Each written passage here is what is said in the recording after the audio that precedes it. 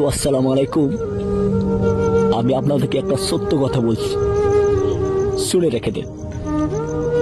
আব্বাস সিদ্দিকী ভাইজান, জেনার ফুটপাড়া দরবার শরীফ, হুগলি ডিস্ট্রিক্টে বাড়ি, তিনি সে 5 টাকার একটা গুড ডে বিস্কুট খেয়ে দিয়ে সে স্টেজে উঠে টানা 2 থেকে 3 ঘন্টা ওয়াজ করছে বা কোনো লেকচার দিচ্ছে। তো এমনও মানুষ কেউ বলে, কেউ খারাপ বলে, কেউ ভালো বলে। তো আমি যেটা বলছি, সব যেমন ভালো খারাপ নিয়ে যেমন আসছেন, সেরকম আমি একটা বলতে চাই, সব একসঙ্গে ভালো করলে হয় না। উনি তো আমাদের জন্যই করছে।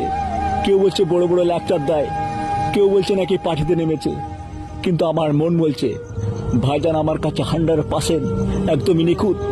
তিনি আমার কলিজা, তিনি আমার চান। কেন আমার তার জন্য আমার রাতে দিনে আমার ঘুম আসছে না, কেন না কে জানি আমার আব্বাস ভাইজান এই জিনিসে সফল হয় না।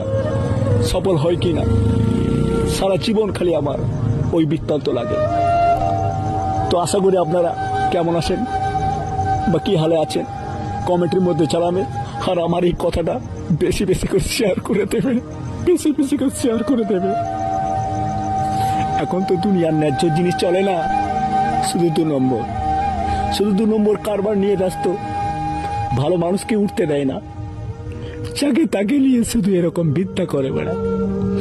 আমাদেরকে যদি ভাইজানকে যদি এরকম করে, তাহলে আমাদের মতো মানুষকে এরা কি করবে?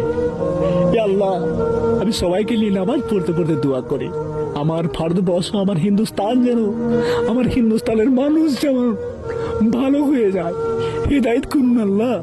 আল্লাহ তুমি হিদায়াত করুন, আল্লাহ তুমি হিদায়াত করুন আল্লাহ।